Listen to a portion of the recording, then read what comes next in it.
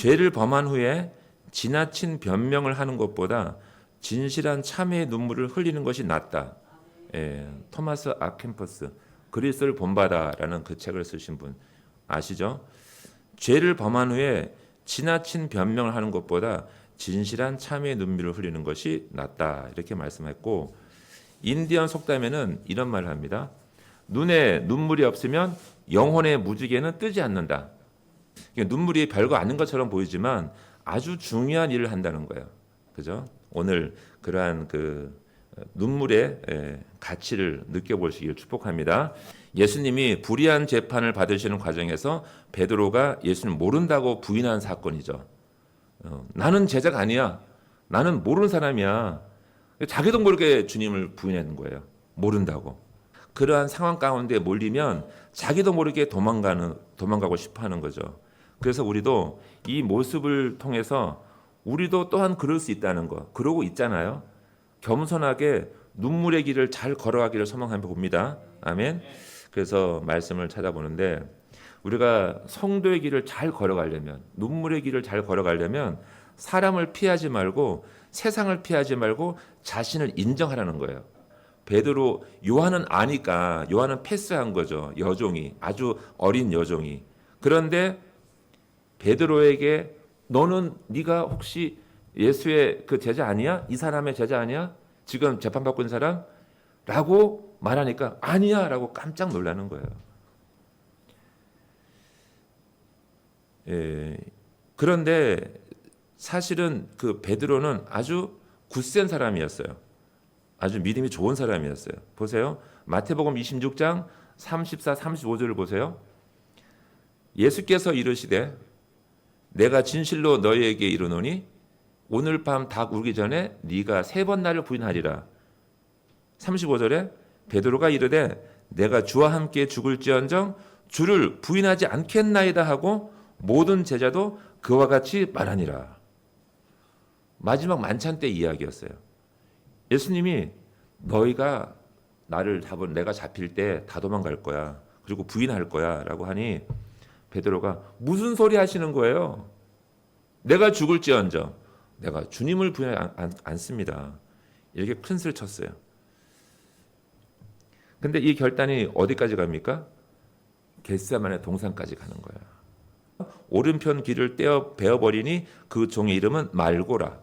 이름이 말고라는 종의 귀를 잘랐어요. 칼을 빼들었다가 누가 감히 우리 주님을 잡으라고 그래? 라고 할 때 그러면서 칼을 빼서 칼로 내리쳤는데 다행히 오른편 귀를 잘랐다는 거예요. 그러니까 이게 쉬운 일이 아닌 거예요. 그래서 주님이 겟세마네 동산에서 잡힐 때까지 이 용기가 나서 주님이 칼을 집어넣어라. 그리고 다시 주님이 어떻게 했어요? 그 말고의 귀를 다시 붙여줬잖아요. 붙이고 그 상황이 종결됩니다. 두려운 거예요. 이 제자들은 나름대로 연습을 많이 했어요. 그죠? 연습 많이, 믿음의 연습을, 훈련을 많이 했단 말이죠. 어디에서요? 누구와 함께? 예수님과 함께. 같이 있을 때 예수님이 다 지켜주는 그 안전한 상황에서는 믿음이 쑥쑥 자라요. 쑥쑥. 우리가 모내기 하듯이. 모판을 보면은 아주 잘 자랍니다. 근데 모판 빼가지고 갖다 꽂으면 자라기 쉽지 않아요. 다 도망가는 거죠. 실전에 들어와서 아무도 없는 곳, 예수님이 아무 말도 하지 않은 곳에 요한과 베드로만 딱 뒤를 따라가고 있어요. 드디어 문제가 생긴 거죠. 관문을 통과해야 되는 거예요. 통과하는데 가장 나이 어린 여종이 나타난 거예요. 베드로에게. 너도 이 사람 중에 한 사람 아니야? 이 재판받고 있는 사람, 이 사람 제자 중에 하나가 아니냐고 말하는 그 과정에 얼떨결에 아니야 라고 했다는 거죠. 이렇게 도전하는 존재가 무서운 존재가 아니었던 거예요. 사실요. 그냥 지나가는 말로 던질 수 있는 거죠. 그냥 무시하고 시끄러 라고 해도 하고 넘어가도 될 상대방에게 두려운 거예요. 왜 그랬을까요? 자기 마음속에 두려움이 있는 거예요. 자기 다칠까 봐. 예수라는 그 지금 흉악범, 그죠? 재판받아서 모든 사람이 다 집중했는데 거기에 한 제자로서 한 동료로서 살아갔던 것이 잡히면 자기도 죽을까봐 두려움에 떠는 거예요. 그래서 누가 옆구리를 쿡 찌르면 넘어가는 거예요. 이 어린 여종이 예수님을 지칭하는 이 사람이라는 이 단어가 아주 불순한 단어였다는 거예요. 불순한 단어. 아주 저급하게 아주 룩다운하면서 부르는 저 사람, 저 인간, 이렇게 부르는 그 호칭 가운데 너도 그 사람 편 아니야? 라고 말하는데 베드로는 그 말이 안 들려오고 한편이라는 것에 무서운 거예요. 도망가는 거예요. 제대로 혼내지도 못하고 눈 부릅뜨지도 못하고 그냥 도망가는 거예요. 어디로 도망갑니까? 사람들이 불 피워놓은 그 불꽃으로 옆으로 도망가잖아요. 출애굽기에서 보면은 모세도 도망가죠. 히브리 형제들끼리 싸우는데 싸우다 말리다가 자신이 애굽 사람을 죽였다는 것이 탄로나니까 어떻게 합니까? 도망가잖아요. 미디안 광야로. 두 번째, 세 번째 그런 부인 속에서 베드로는 두렵고 무서운 거예요. 사람을 피하고 또 피하고 있습니다. 마가복음 14장 70절 또 부인하더라. 조금 후에 곁에 서 있는 사람들이 다시 베드로에게 말하되 너는 갈릴리 사람이니 참으로 그 당이니라. 71절에 베드로가 저주하며 맹세하되 나는 너희의 말하는 이 사람을 알지 못하노라 하니. 마가복음에서는 베드로가 저주하면서 예수님을 부인했다고 했어요. 마태복음에서는 세 번째 부인할 때 저주하며 맹세했다고 기록되어 있어요. 마태복음 20장 74절에 저가 저주하며 맹세하여 가로되 내가 그 사람을 알지 못하노라 하니 닭이 곧 울더라. 이 저 말이 한글로 번역될 때 그냥 그 사람 나는 이 사람 이런 뜻이 아니라 저주하며 맹세했다는 것은 욕을 했다는 거예요. 입에 담지 못할 욕을 맹세하여 나는 절대로 저 인간 XX를 몰라 라는 표현으로 나는 그 사람을 절대로 알지 못하노라라고 맹세했다는 거예요. 세 번째 부인할 때 그리고 두 번째 부인할 때 기록은 조금씩 차이가 있어요. 근데 사복음서에 다 기록되어 있습니다. 요한복음에는 중간에 예수님의 그 재판 과정을 넣었는데 그렇게 되어 있어요. 닭이 울었습니다. 왜 이럴까요? 우리가 이렇게 부인할 것도 크고 아닌데 이렇게 세게 부인하고 모른다고 막 딱 잡아떼는 거, 뭐 죽일 듯이 왜 그런 마음이 있을까요? 저는 이렇게 생각해 봤어요. 이 자신에 대한 세상의 평판이 무서운 거예요. 평판이. 말이 무서운 거예요. 말. 세상의 말이. 하나님이 세상을 이길 수 없을 거라는 불신앙이 깔려 있는 거예요. 들어온 거예요. 왜 그랬을까요? 예수님이 잡혀갔으니까. 그 동산에서 잡혀 끌려왔으니까. 만약에 잡힐 때 큰 힘을 내서 사람들을 물리치거나 죽이거나 아니면 홍군형을 냈으면은 우리 하나님이 우리를 지키라고 생각했을 텐데 예수님이 힘없이 잡혀가니까 하나님이 우리를 포기하셨나? 하나님이 세상을 못 이기시나? 라고 순간적으로 불신앙이 들어오는 거죠. 하나님이 세상을 이길 수 없을 거라는 불신앙이 있었을 것 같기도 해요. 베드로라든지 요한에게. 또 예수님이 또 선포하잖아요. 너희들 못 이길 거야 라고 했잖아요. 도망갈 거라고. 근데 그 말이 진실이었다는 거죠. 사실이었어요. 그죠? 세상에 대하여 자신이 없는 거예요. 여러분도 어떻습니까? 오늘 꼭 묻고 싶어요. 오늘 예배가 끝나기 전까지 여러분 자신에게 한번 물어보세요. 난 자신이 있는가? 세상에 대하여. 아브라함의 부끄러운 일을 한번 얘기해 볼게요. 창세기 20장 11절에 아브라함이 이르되 이곳에서는 하나님을 두려워함이 없으니 내 아내로 말미암아 사람들이 나를 죽일까 생각하였으며. 잘 아시죠? 가나안 땅에 가뭄이 들었어요. 그래서 그랄 땅을 옮겨가 살았는데 아브라함이 자기 아내 사라를 자기 누이라고 얘기합니다. 우리 결혼했다고 하지 말고 마누라를 하지 말고 누이라고 해라. 왜 그랬을까요? 죽일까 봐. 죽이고 뺏어갈까 봐. 오빠라고 하면 자기한테 잘해줄까 봐. 이런 착각에 빠진 거예요. 아브라함이. 그래서 아비멜렉이 그래가지고 혼나고 하나님이 막아주고 혼내고 사라를 구해주셔가지고 그때 아비멜렉이 묻잖아요. 아브라함에게 너 왜 그랬냐고 그때. 왜 거짓말했냐고. 왜 누이라고 속였냐고 하니까 아브라함이 한 대답이 바로 이거예요. 하나님을 모르니까 너희들이. 하나님 몰라서 내 아내로 말미암아 내가 죽을까 봐. 이게 얼마나 부끄러운 모습이에요. 세상이 무서운 거죠. 자, 보세요. 믿음이 부족하면요. 세상이 무섭게 느껴져요.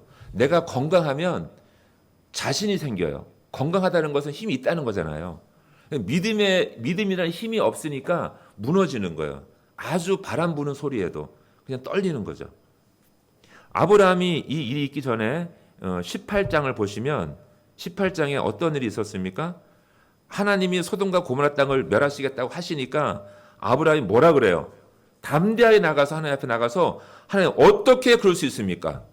어떻게 의인을 악인과 함께 멸할 수 있습니까? 라고 큰 소리 쳐요. 할렐루야. 아멘.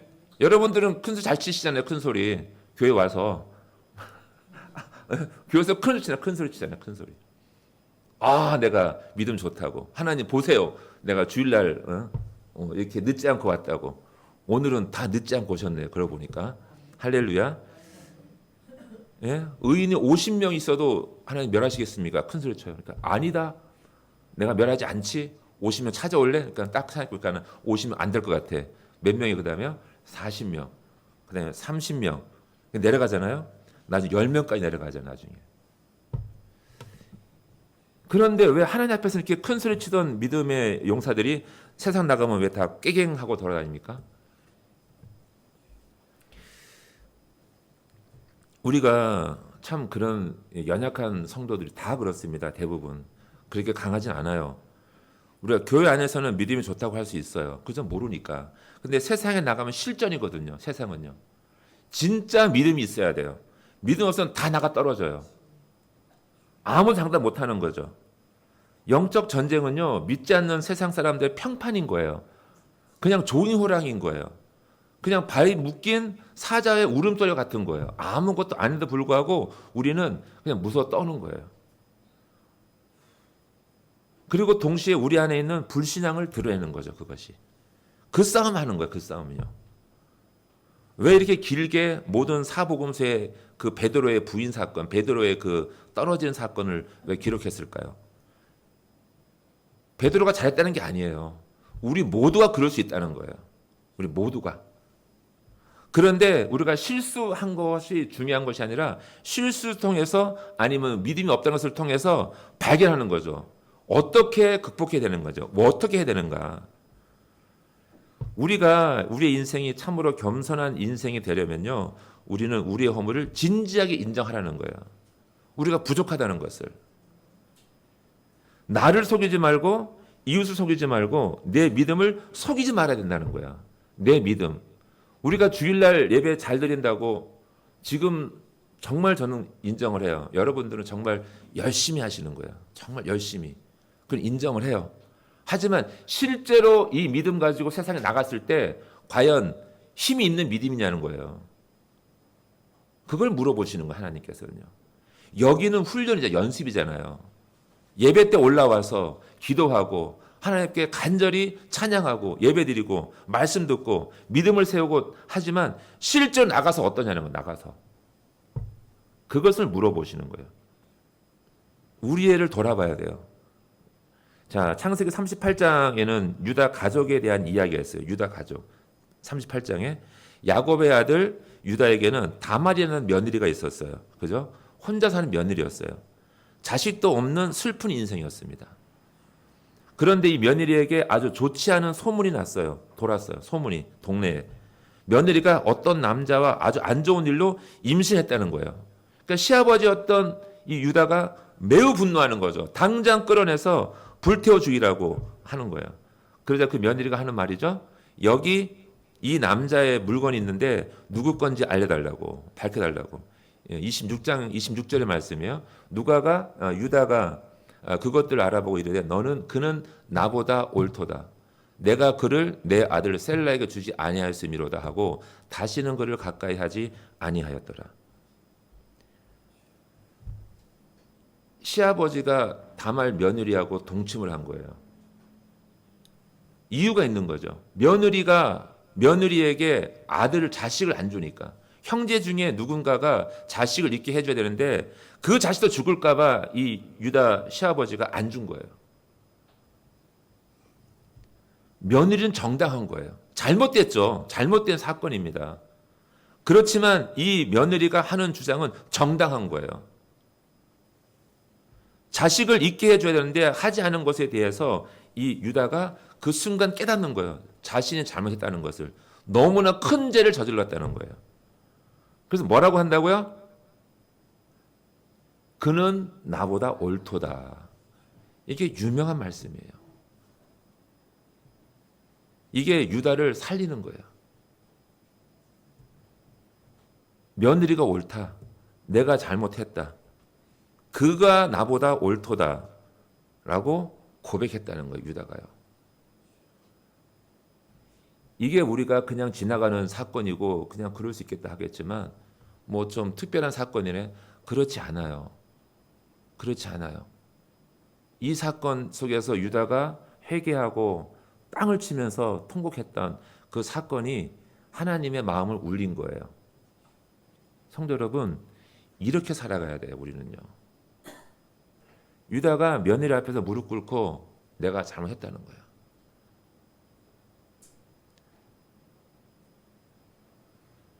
그래서 그 뒤로 이렇게 쭉 이야기를 창세기 읽어보면 유다가 달라져요. 유다가 모든 일에 용서하고 참아주고 봐줘요. 야곱이 그 자식을 데려가지 말라고 할 때도 아버지 내 자식들 남겨둘 테니까 내가 데리고 올게요. 꼭 동생 데려오겠다고 그렇게 말합니다. 결국 예수님은 어느 지파에서 오시는 거죠? 유다 지파에서 오잖아요. 다윗의 후손으로 오신다고요. 끝까지 겸손했기 때문에 그런 거예요. 내 죄를 속이지 않은 거예요. 그 앞에서 인정한 거예요. 이 고백이 유다의 진정한 신앙이었다는 거예요. 성도 여러분, 우리는 잘하는 것보다 솔직한 것이 더 중요합니다. 아멘. 우리가 잘하는 것보다 솔직한 것이 더 중요하다고 믿습니다.